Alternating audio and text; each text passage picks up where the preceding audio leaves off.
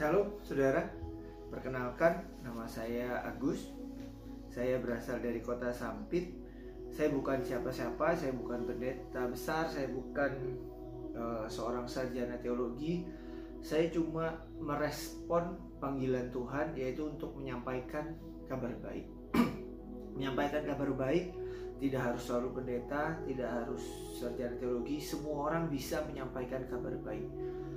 Dan puji Tuhan ya, dengan adanya pandemi ini kita selalu berpikir menyampaikan kabar baik harus melalui mimbar gereja, harus pelayanan di gereja. Tapi itu semua mengembalikan kita semua apa itu arti penginjilan.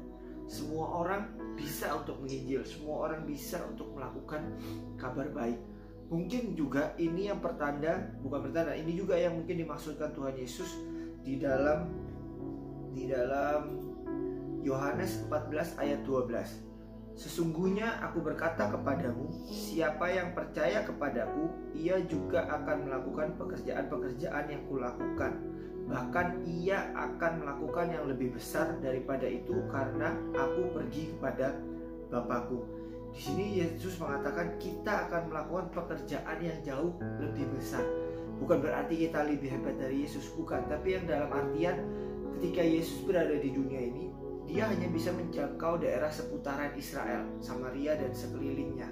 Tapi dengan adanya media sosial, kita sekarang bisa menjangkau jauh. Bahkan orang yang dulu ada di luar negeri, berada di luar kota, di luar pulau, sampai dimanapun bisa dijangkau dengan adanya media sosial. Nah, saya dengan adanya video ini, saya menghimbau kepada saudara, ayo kita sama-sama lakukan penginjilan, bercerita tentang firman Tuhan. Inilah waktunya. Bukan tentang saudara siapa, tapi tentang Yesus yang sudah menyelamatkan dunia ini. Menyampaikan kabar baik bahwa di luar sana ada satu orang yang sudah mati bagi kita, dan dia sudah menebus segala dosa kita. Oh ya, sebelum kita masuk ke materi, saudara pernah berpikir enggak, gimana caranya kita bisa tahu Tuhan Yesus datang dalam kali yang kedua? Di Bible juga dijelaskan.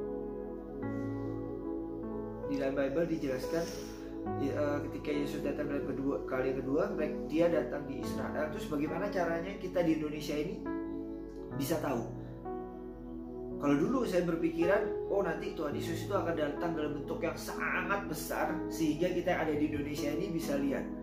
Yaitu lucu juga sih. Jadi kalau misalnya kita dulu pernah nonton Dragon Ball, bayangkan ketika bola naga terkumpul, kemudian ada naga yang tampak sangat besar dan itu bisa terlihat sampai ke Indonesia.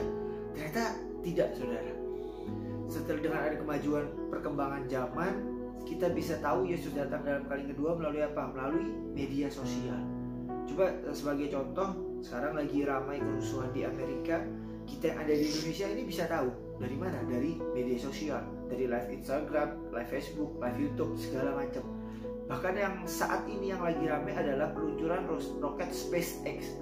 Saudara bisa lihat saat ini, saat video ini dibuat, NASA sedang live YouTube bagaimana astronot sedang berada di dalam ISS, di dalam roketnya itu, saudara.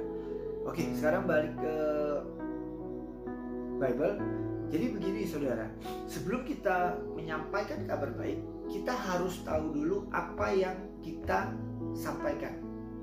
Kita harus menguasai dulu isi Bible kita. Bukan berarti kita harus hafal, enggak. Tapi kita harus mengetahui apa isinya.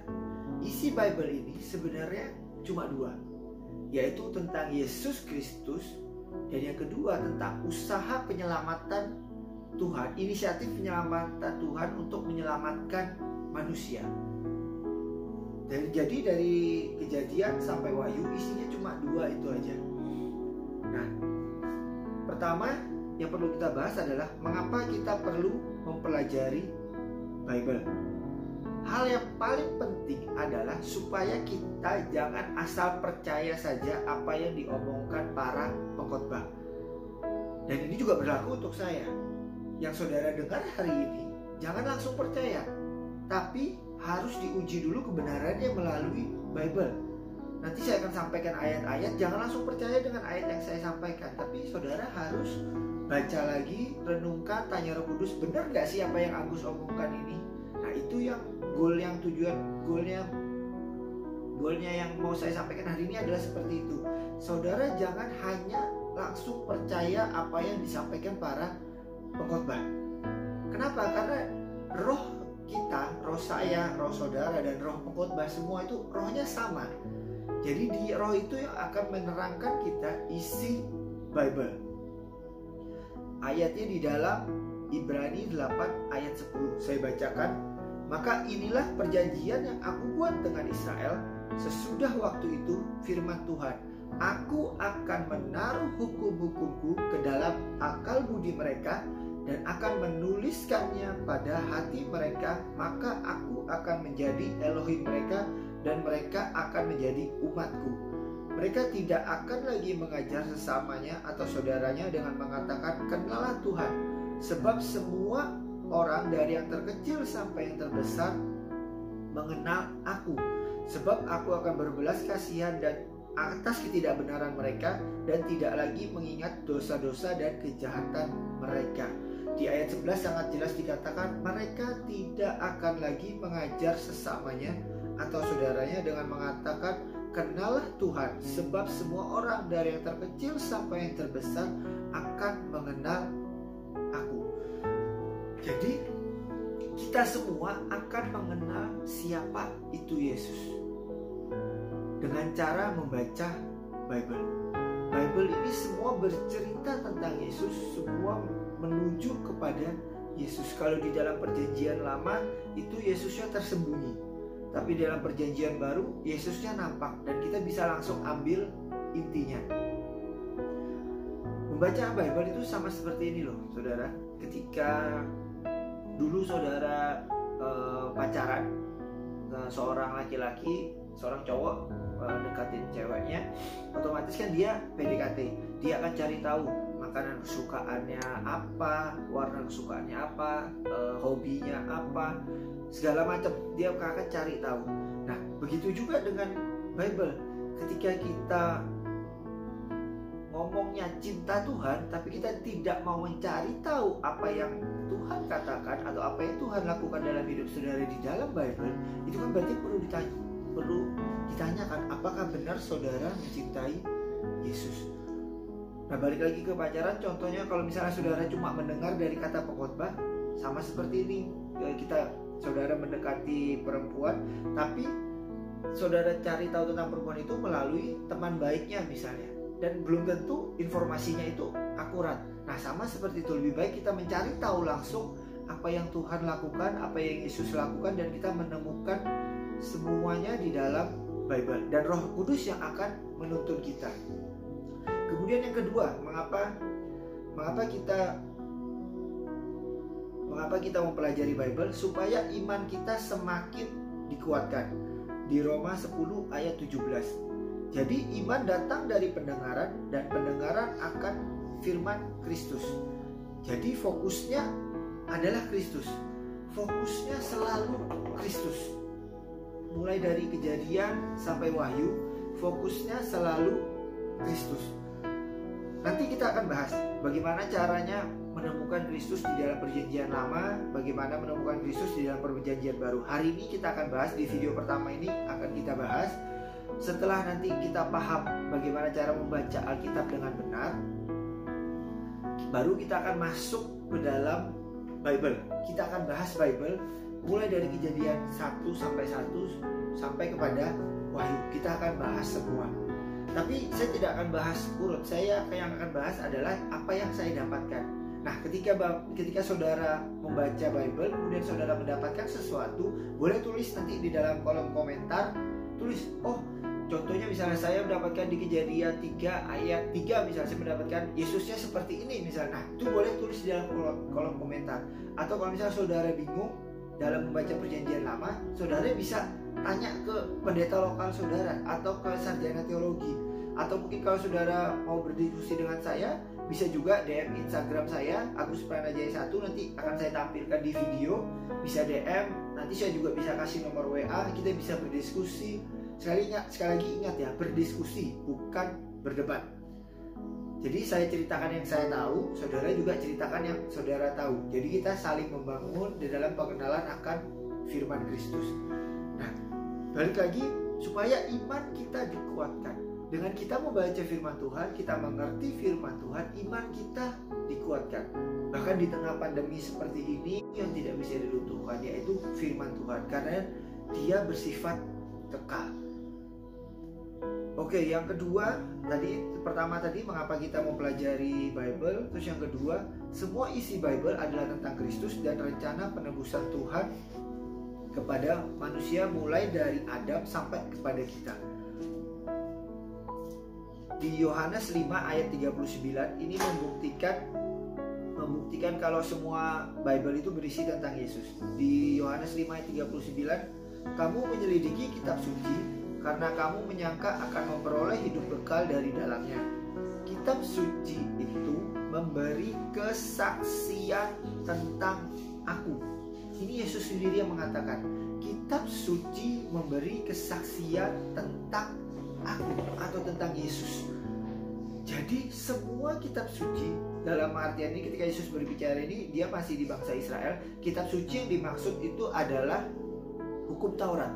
Jadi hukum Taurat semua bercerita tentang Yesus. Kemudian satu ayat lagi, Lukas 24 ayat 27.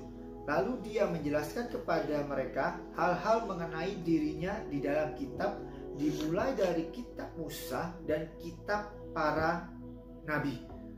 Jadi ketika kita membaca perjanjian lama, usahakan temukan Yesusnya di mana. Bagaimana menemukan Yesusnya? Ya, sebelum membaca Bible, baca Alkitab saudara, berdoa terlebih dahulu. Minta tuntunan Tuhan, minta tuntunan Roh Kudus.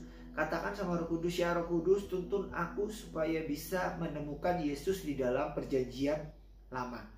Atau kalau misalnya saudara bingung, bolehlah diskusi ke lokal pastor saudara atau pendeta lokal saudara, atau mungkin teman saudara yang sarjana teologi, tanyakan, oh ini ceritanya seperti ini, sejarahnya seperti apa, aku nggak taunya di sini. Berdiskusi, kenapa? Supaya kita saling membangun. Atau kalau misalnya saudara bingung juga, sekarang kan zamannya canggih, ada banyak aplikasi di Android yang bisa saudara pakai untuk mempelajari Bible.